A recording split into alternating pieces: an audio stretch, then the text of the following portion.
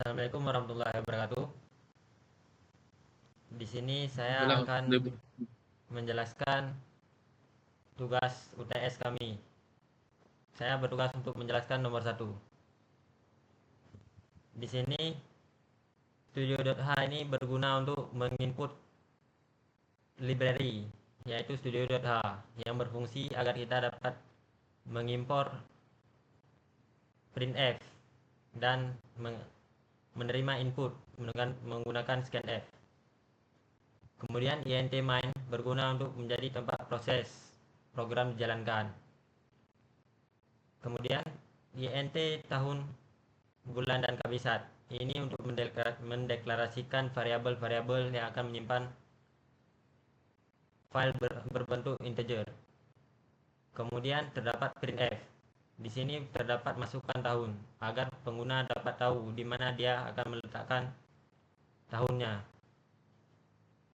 Kemudian scanf untuk menerima data inputan dari pengguna, yang mana di sini scanf-nya akan dimasukkan sebagai nilai dari tahun. Berikutnya ada printf. Di sini printf bertuliskan masukkan bulan 1 sampai 12 agar pengguna tidak kebingungan memasukkan bulan atau huruf. Berikutnya ada scanf. Scanf ini untuk menerima data dari print masukkan bulan, sehingga hasil dari scanf ini akan dimasukkan ke dalam nilai bulan. Berikutnya ada kondisi if, yang mana akan mengecek jika tahun yang dimasukkan oleh pengguna dibagi dengan 400 akan bersisa 0 atau tidak. Jika bersisa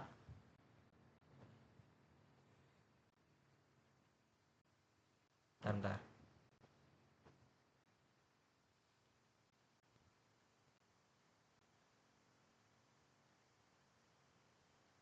Jika tidak bersisa maka akan bernilai kabisat.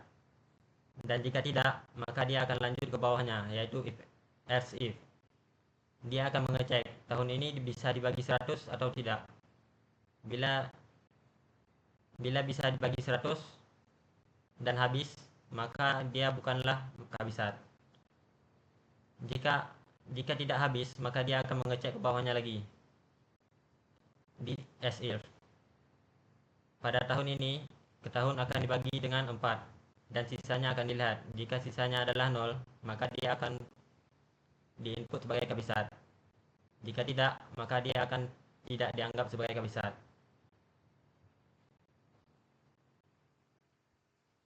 Kemudian untuk menampilkan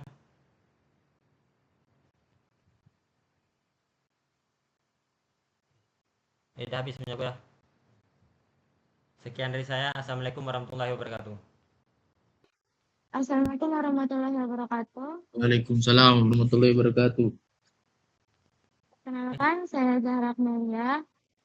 Di sini saya akan melanjutkan penjelasan yang awalnya sudah dijelaskan oleh Rizky. Di sini saya akan bahas tentang penggunaan fungsi if else.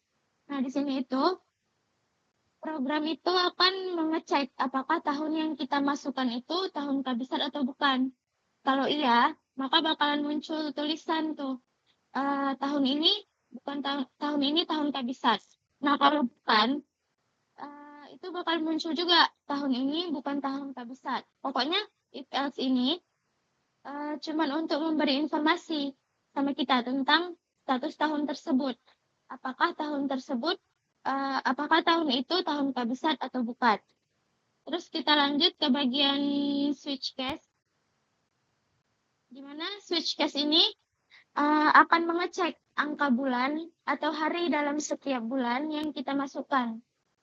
Nah, setiap case itu mewakili satu bulan. Misalnya pada case 1 itu pada case 1 kita masukkanlah angka 1. Berarti kan Januari. Itu langsung otomatis program itu menampilkan jumlah hari di bulan Januari, yaitu 31. Yang agak beda itu ada di case 2, bulan Februari. Karena kan Februari itu ada bisa 29 hari, bisa juga 28 hari. Maka kita cek lagi apakah tahunnya itu kabisat. Kalau tahun itu kabisat, maka jumlah harinya itu 29. Nah, kalau bukan kabisat, itu harinya 28. Nah, terus untuk case ketiga sampai case 12 itu sama seperti case pertama, itu hanya menampilkan jumlah hari sesuai kalender. Kalau kita perhatikan, setiap case itu ditutup dengan break. Itu untuk apa sih? Itu untuk supaya program tidak lanjut ke case berikutnya. Nah, di situ juga ada default. Itu fungsinya itu untuk mengatasi input yang salah. Misalnya, kita masukkanlah bulan 13, maka program itu bakalan bilang bulan tidak valid. Nah, kita tutup dengan yang terakhir itu ada return yang menandakan program itu selesai dijalankan dengan normal. Sekian dari saya. Wassalamualaikum warahmatullahi wabarakatuh. Assalamualaikum warahmatullahi wabarakatuh. Nama saya Iwani Khairina dengan NPM 2208 1070 178. Nah, di sini saya akan mempresentasikan hasil dari yang sudah kami buat, yaitu problemnya nomor 2. Nah, sesuai dari penjelasan problemnya, yaitu membuat program untuk membalik kalimat menggunakan array. Jadi, kami menggunakan program ini menggunakan bahasa C, jadi mengubah seluruh karakter dari sebuah tulisan menjadi huruf kecil semua dan membalik seluruh kata yang ada dalam kalimat tersebut. Sehingga, jadi array ini dia bertipe karakter, ataupun kita sebut dengan char. Jadi dia menampung sebuah kalimat dan menggunakan indeks dan operator siku untuk mengakses setiap karakter dalam array-nya. Nah, jadi sesuai dari problema 2, jadi case-nya itu tidak menggunakan pointer dan juga kalimat maksimumnya itu sebanyak 255. Baik, saya akan menjelaskan prompt code-nya.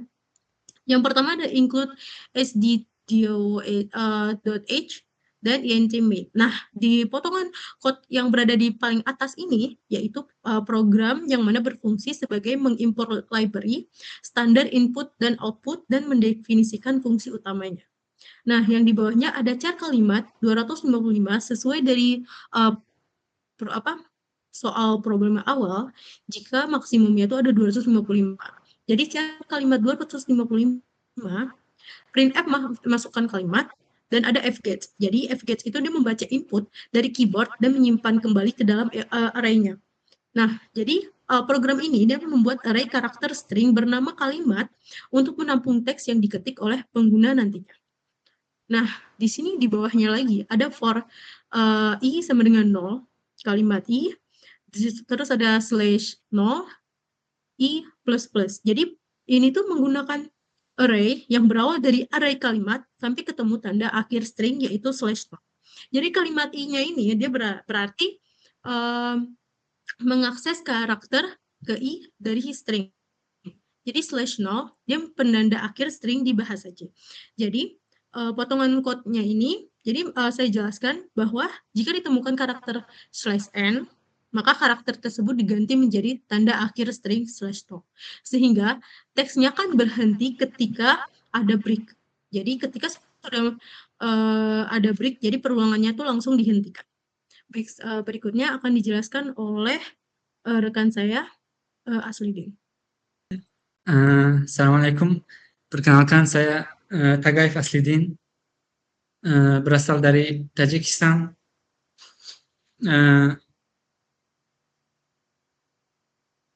Loop ini bekerja di dalam array kalimat, menghapus karakter enter new line karakter di akhir input, mengubah semua huruf besar menjadi huruf kecil. Oke, code ini digunakan untuk mengubah semua huruf besar menjadi huruf kecil. Program memeriksa setiap karakter dalam kalimat. Jika karakter berada di antara A dan Z, maka nilainya ditambahkan dengan selisih ASI A kecil dan besar, sehingga huruf besar tersebut berubah menjadi huruf kecil yang yang sesuai. It's not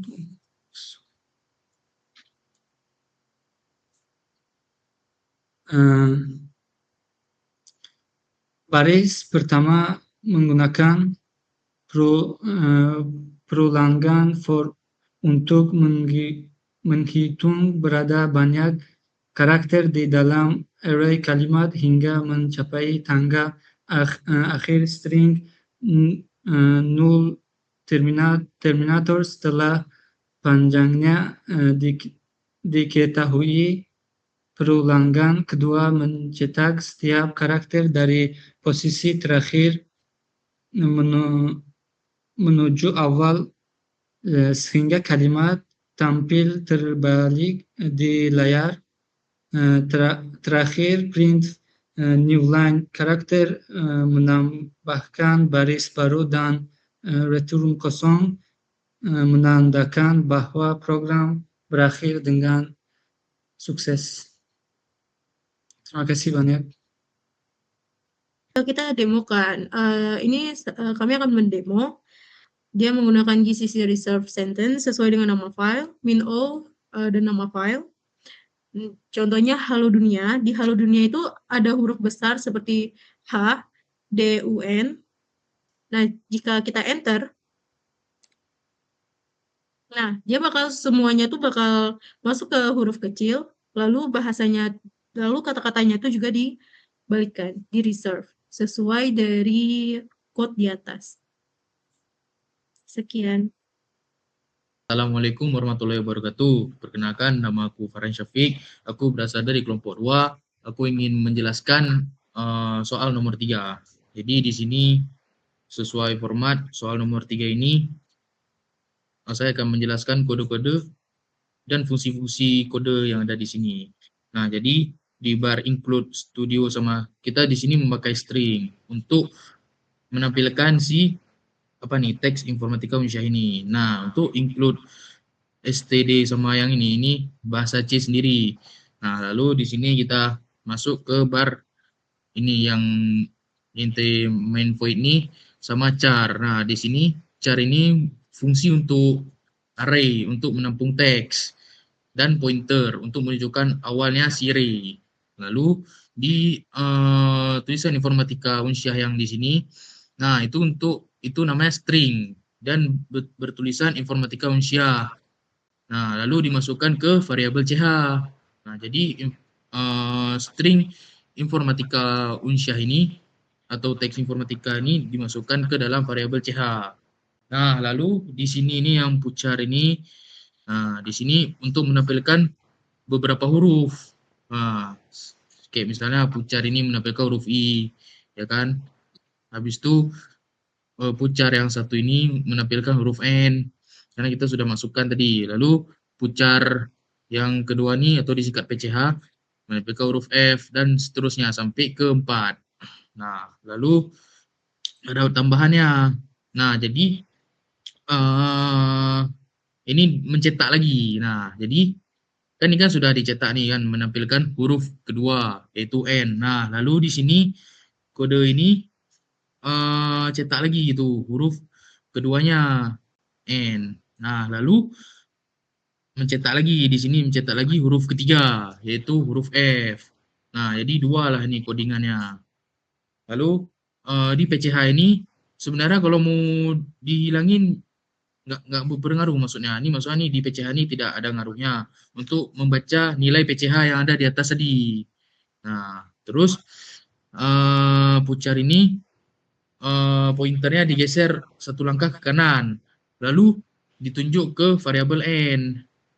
Nah, variabel N di bawah ini maksudnya. Nah, jadi ini dibikin baris ini biar hasilnya atau outputnya tuh tidak menempel. Nah, jadi printf ini menampilkan seluruh string yang ada di informatika Unsyah. Nah, jadi lalu ada return exit sukses. Jadi ini menandakan kalau program ini berjalan dengan sukses. Nah, sekarang untuk codingannya, bentar. Oke, untuk cara menjalankannya, kecil.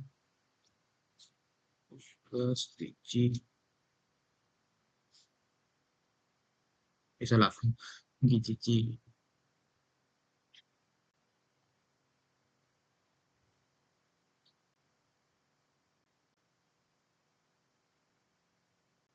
Nah,